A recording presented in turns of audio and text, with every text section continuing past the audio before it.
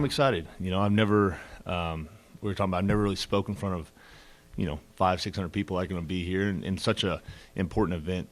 So I'm excited about it. I've spoken in front of a lot of people, but I think this one there's a lot of meaning behind it. You have individuals that have achieved a lot of stuff on the field, off the field, and able to get inducted to the Hall of Fame. So that's a big deal. So I'm excited about it. Hope I don't bore them to sleep and have a little bit of fun. But I'm excited about it. Lonnie Caldwell obviously coached me in high school and asked if I wanted to do it, and I said absolutely. I'd be honored to, and I jumped on the opportunity and looking forward to today. I don't know yet. I've kind of thought about it. Me and my wife were driving around yesterday, and we were kind of talking through some things. But, just I think a little bit of my story, I think, and then, just talk about, kind of what I've been through to get to where I'm at. In high school, when I was a freshman, I was 5'7", probably the least talented player in our class. I was, just wasn't there mature as far as my body. I didn't throw hard and all those, and to work on the field, off the field, to keep a level head, to have the support I've had, stuff like that. Just the little things that have gotten me to where I'm at. And like I said, when I was in college, I just kind of winged it from the hip, and that's kind of my plan. As long as I have a little bit of direction, I think I'll be all right. So what's the number one thing that's gotten you to where you're at? Oh, you got to start with hard work. You don't get to the level that I'm fortunate to play at without hard work, and it's not an easy profession. If you put yourself in a position you don't work and you don't put in the extra time, you get exposed, and it's not only that, but I think I have great people around me. I think I've got people that have my best interest, and I think there's guys at the level I play at that don't. And I think sometimes those guys that get pushed in the wrong direction get kind of weeded out. And fortunate for me, that's not the case. What does your old coach mean to you, your high school coach? Yeah, Coach Caldwell. I could tell you stories about it for forever. We don't have time for that, but he's been tremendous. I was excited he got this opportunity. All the success he had at Santa Fe. I joked with him. I said, well, my senior year, we were so good, you didn't have to coach. You just fill out the lineup card and let us go play. And of course, I didn't mean it. He's an outstanding coach, outstanding character person. It's fun to play for. Guys enjoy, coming to the field every day and working for him. And he's the right guy for this job. You've now been removed from your rookie year in the NFL for a few weeks. Just go back on it. What's the biggest thing you learned from this past season? Those guys are really good.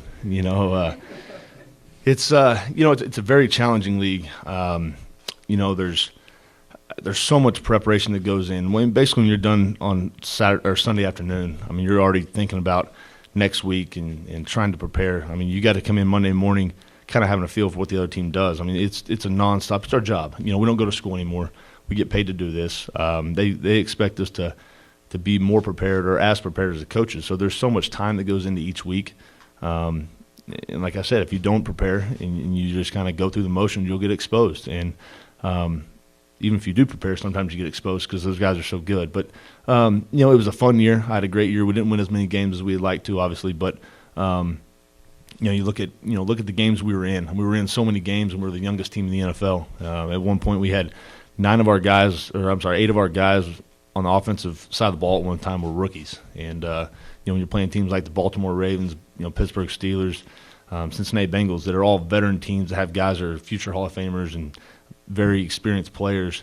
When you have rookies, you can't make mistakes, and they force you to make mistakes. And it's a tough league, but like I said, I'm getting paid to do something I love to do, and I'm blessed for it. You talked about your high school coach. What about your college coach? Yeah, Coach Gundy, he's kind of becoming the face, obviously, that program. He's done such a good job of hiring good assistant coaches. Now they're going on to become head coaches. And so as a head coach at that level, with that kind of program, putting Oklahoma State on the map, first and foremost, and then continue the success year in and year out. When most people 10 years ago probably thought we were a basketball school, and he's kind of put Oklahoma State right where it needs to be, in contention year in and year out for a Big 12 championship. And my year we were a couple plays away from playing for the national championship. So, in large part to him, he's done a great job of bringing in guys that are quality guys that know football, know how to put players in good positions, and I've got a tremendous amount of respect for him. He's done a fantastic job, and from what I hear, this next recruiting class is the best he's ever had. So, things are looking good up in Stillwater. How much were you able to watch them this year? And obviously with the injuries at quarterback, they had 3 guys, start for this team this year. So I guess what does that say about, the coaching staff and what Coach Mungy was able to do? Well, the quarterback situation, I've never seen anything like it. I mean, that was, not only impressive by all 3 of the guys that played. I mean, it's not easy to play at that level, especially when you're not getting many reps. You come in off the bench, or when Wes went down, JW came in and didn't miss a beat. And that goes back to coaching. I mean, Coach Monken gets those guys prepared to play every Saturday. And I think obviously we all know that those 3 guys have different qualities as a quarterback. But Coach Monken found a way to call plays, to put those guys in position, put that offense in position to win and succeed. And like I said, have 3 guys come in and throw for over 1,000 yards and do the things they did. If it's been done, you guys will know better than I, but there's not many guys that have done it at that level. And he's, it's an exciting time. And I got a chance to watch. I was, me and Coop were in the hotel. We actually went to the hotel early so we could watch the end of it. It was actually the Bedlam game, and we're yelling, screaming, and people were coming to check on us because they thought we were about to fall out. But it was a fun year, fun to watch those guys.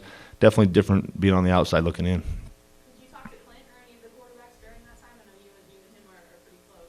Yeah, me and Clint would text back and forth. He called me a couple times, but mainly just text messages back and forth. And same with J-Dub. J-Dub, I congratulate him after his first win and those types of things. And me and Clint became pretty close when I was there. And so I think he kind of felt like he could rely on me if he needed advice or, before he was even playing and stuff like that. He's a good kid, a guy that, I think he came in and he faced a lot of adversity, but he was able to overcome it and prove a lot of people wrong, which is, as an athlete, I was in the same boat. I was a third stringer, and you're not excited about you're not excited about the position you're in. But the only thing you can do to overcome it is to go out on the field and get it done. And that's what he did. Tell us about Gavin and how you got involved with him and his family. Yeah, so the Kuykendalls, Adam worked with my wife right out of college, and they obviously became friends. They're out cold calling, doing the job they loved, and they, we just kind of hit it off. Adam and Faith and myself and Melanie, and they had Gavin. He was obviously, dealt with some issues early. He had a heart problem. They knew that. They knew it was going to be a 3-step process, and whenever I found out that I'll be in position to help, I knew right away I wanted to do it where I could see someone directly affected. And, we made the call to Adam and Faith, and obviously, they were related. It was a big sacrifice for them. We wanted them to be happy. Whatever direction they wanted to take it, that was kind of our mindset. And, now he's a little stud. I think he's right out there, but he's truly an inspiration. What's he like as a little guy?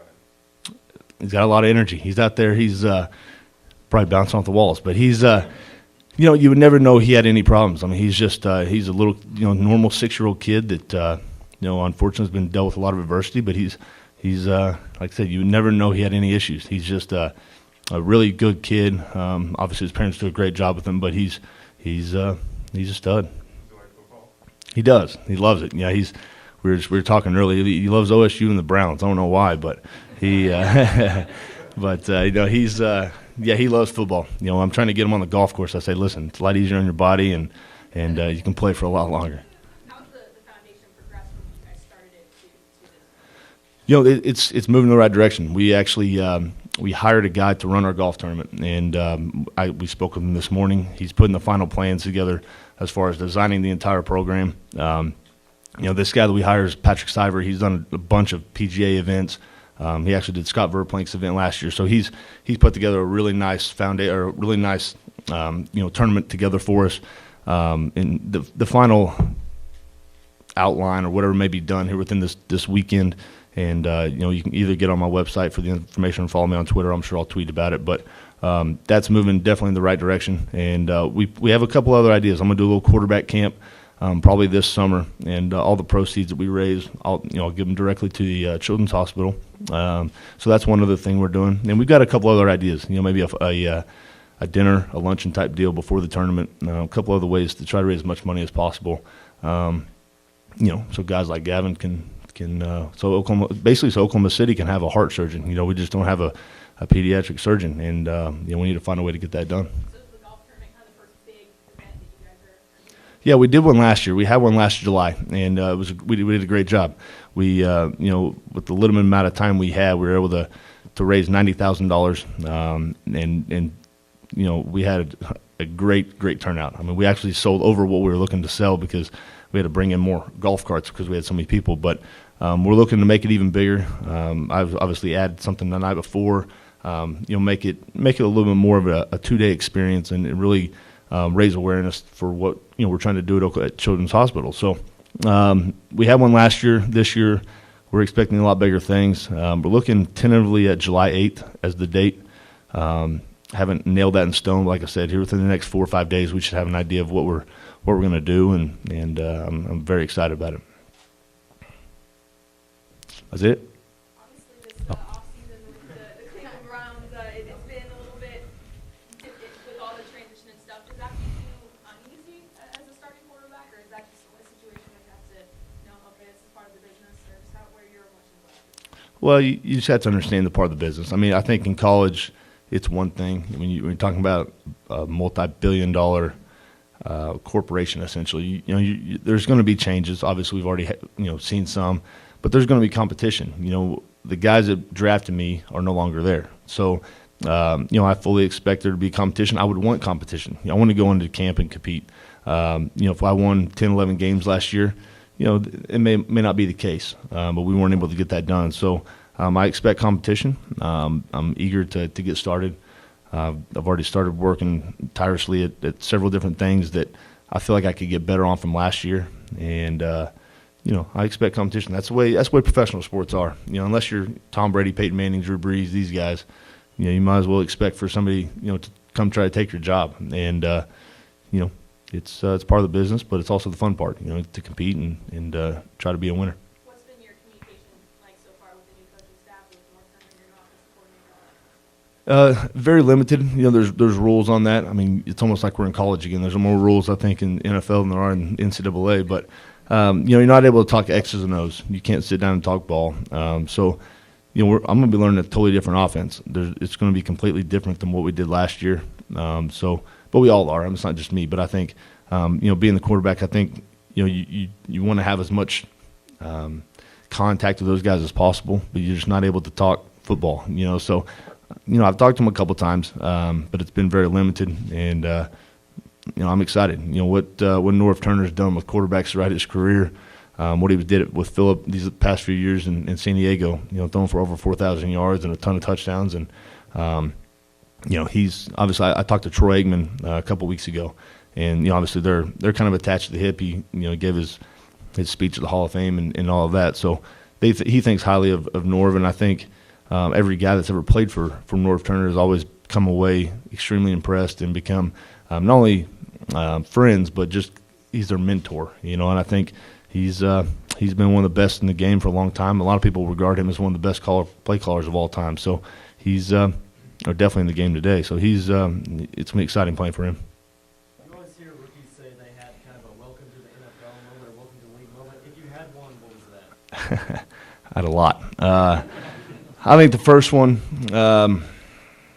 it'd be one of two. I thought I'd be smart and not wear a rib protector. And we went to Green Bay, and they brought a little Sam linebacker blitz. I saw it coming, but I knew I could get the ball out, and I thought my back was going to protect. Well, he didn't, and I took one right underneath the sternum, knocked the breath out of me, and long story short, I couldn't breathe for probably 45 seconds. So I tried to get in the huddle. Let me back up. I didn't want to get off the ground. I wanted to just lay there and call a timeout, something, because I couldn't breathe. I got in the huddle and tried to spit out a play. It wasn't happening. So everybody's laughing at me, and it kind of became the running joke for that game. And then I finally got to the line of scrimmage, and we got a false start because I couldn't say the cadence because I still couldn't talk. So that was a bad play. And then I would say on that Thursday night game we played in Baltimore, Ray Lewis got me really good, and he didn't sack me, but I got the ball out like I was supposed to, but he hit me extremely hard. Instead of helping me up, he kind of pushed himself up and just kind of stood over the top of me for a minute, and I was like, all right, well, here we are. We're in the NFL, and it's going to be week in and week out. So what better way to have a guy like Ray Lewis welcome to the NFL, though? The first one play Matthews? No. somebody asked me that the other day. I can't remember who it was, to be honest with you. I don't want to remember. It hurt too bad. So did Ray say anything to you, or just stood there? No, he didn't say a word. He hit me again. He said, "I'll be back. Don't worry, I'll be back. I'll see you again." I was like, "All right." Not too hard, But no, he packs a punch. I mean, it's amazing his career, what he's done, but I didn't expect him to say a whole lot. So was there more trash talking in college or in the pros on the field? I heard more probably in college, to be honest with you. In the NFL, you're standing outside the huddle, with the headset, you're trying to get a play. So all the smack talk kind of goes on around me. I had a couple games where quarterback sneaks and stuff where they'll jaw a little bit, but in college I heard everything because I was around the line of scrimmage a lot more. So I would say, believe it or not, college. Listen, you mentioned being in the huddle. I bet that was different this year compared to what you did at Oklahoma State. That was probably when I first got drafted and we started OTAs. That was probably the biggest transition, is spitting out a play that's this long, and trying to remember all the terminology and stuff and try to get it all right after hearing it, repeating it, knowing what everybody's doing. There's a lot more thinking as far as getting into a huddle, spitting out the play, still know what everybody's doing. It's a complex system, especially that West Coast offense. But honestly, once I got into it and kind of understood the terminology, I enjoyed it more because you're able to communicate more. I always talked about that when I was at Oklahoma State. We relied all on signals. So if you're not on the same page, it can be tough. Whereas in the huddle, you have no excuse. Everybody knows exactly what to do. So I enjoyed being in the huddle. You mentioned the times you got rocked a little bit. What about like a highlight, or did you have a welcome to the NFL moment where it's like, I'm actually here, that this actually happened? Yeah, I think in Cleveland, it's very similar to Bedlam here with Pittsburgh. If you beat Pittsburgh and Cleveland, you think the world is ending. That's a big deal up there, and rightfully so. It's a big time rivalry in a tough division. So beating Pittsburgh at home, even though I got a concussion, didn't play the last 5 or 6 minutes. I didn't get to celebrate, which I don't know why this is my welcome to the positive moment, but still beating Pittsburgh at home with the year that we had was probably the highlight. I think anytime you can beat those guys as good as they are, is something to take a lot of pride in. You have Trent Richardson. Will you make a pitch for Joseph Randall? Man, I tell you what, I don't want to make anybody mad. I want to stay in my lane. But I tell you what, playing with Joseph Randall, he's got the ability to play at the next level. What I saw when I was there, what I saw just watching my TV, he's explosive. I think he made the right decision. I think he's a talented enough back to play in the NFL. And I know how he works. He works on that team last year. He probably works harder than anybody in that locker room. And that's what it's going to take to play at the next level. And I think he's got the ability to do it. Absolutely, yeah. Now it's. Well, I think as a quarterback, there's so much. You have so much going on around you. There's so much demand, I guess is the best way to put it. You have not only you worry about learning our offense, you got to study film on them, and there's so much demand on the quarterback position. It actually went by fast, and everybody talks about a rookie wall. I didn't even hit a rookie wall because I didn't have time to. I think. Adversity. I think at Oklahoma State, I faced adversity one time really with that loss at Iowa State, and then other than that, we lost to Oklahoma and we lost to Nebraska when I was a starter. 2 really good football teams. So, not winning consistently is challenging. It'll really test you as a person. And I think to come in the building on Monday morning after losing games like we did is not a good feeling, and a feeling that we don't want from here on out. So I think. Just facing that adversity that I've never really been dealt with as far as losing games. Winning. You got to win. The NFL, really and truly, it's all about winning. Having a core of coaches, players, leaders that can keep the locker room headed in the right direction. Sometimes when you lose a lot of games, everybody wants to push the panic button and everybody wants to start looking for answers and looking around the room versus just, line up, prepare, keep doing what you're doing. And, we never really got blown out. We kind of got blown out in New York, which we were up 14-0. We got blown out in Denver. Other than that, they're all 3, 7, maybe 10 late, in 10-point games. They're not talking about like we're just getting walloped every week, and so you have to have good leaders, good people around you. Was there someone specifically you looked up to in the locker room, or? A guy that, I think obviously the vocal leader on our team is DeQuell Jackson, our middle linebacker. He's a guy that he's a veteran, extremely mature, has that, he just has that charisma, that ability to lead, and he's great at it. And as a rookie, it's tough, especially when you're coming in. You're still, like I said, you have so much other demands on you. You want to be that guy, and now this year, that's my job. Now it's my offense. It's my turn to kind of take the lead and be the leader. So, DeQuell was great at it. Any nerves about speaking tonight? No. I really don't get nervous. You're probably gonna make me nervous asking me all these questions, but no, I think no, not really. I'm more anxious. I think once I get started, I'll be fine. It's always walking to the podium or walking to wherever you're gonna speak that's usually the most nerve wracking, but. No, I'm excited about it. Gavin wants to talk to you guys, I think. Come here, buddy. Got him a new hat. He's not taking it off.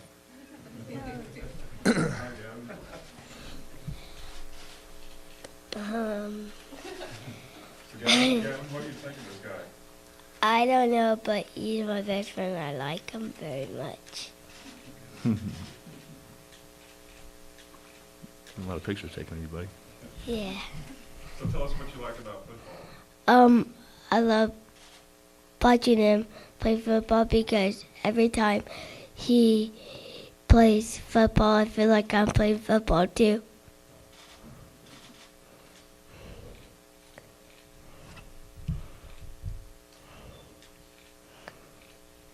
And Any more questions for this little guy? He'll yeah, answer them all day, I promise you. yeah, but Who are your favorite football teams? Brandon, the Browns, and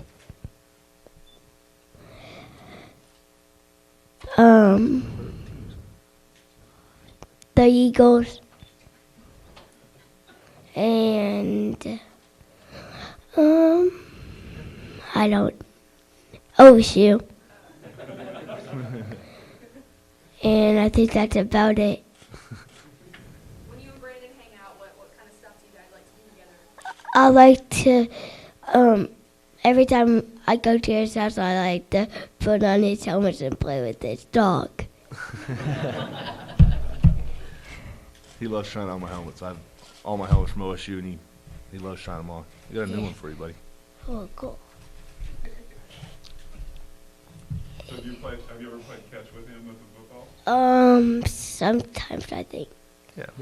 Yeah, and I like playing football with them because I love playing with my brother too.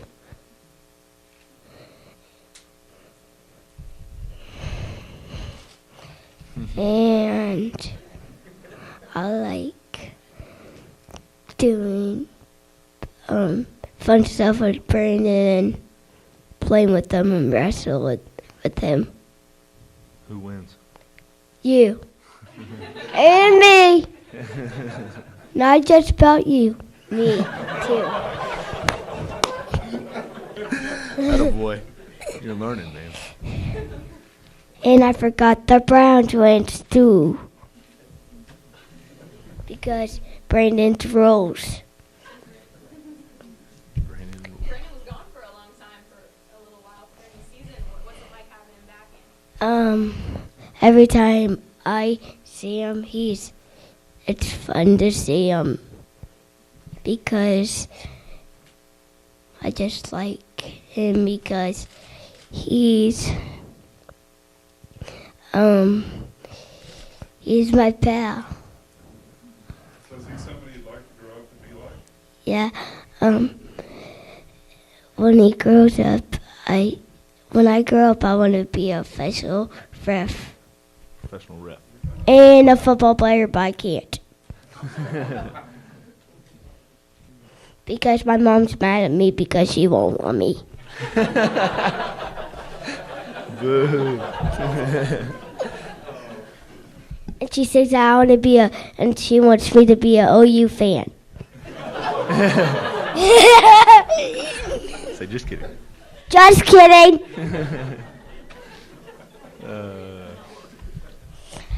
Anyway, it's fun to be with Brandon. You gonna talk now? I'll talk some more. Okay. You guys good? Y'all need anything else? All right. Thanks, guys.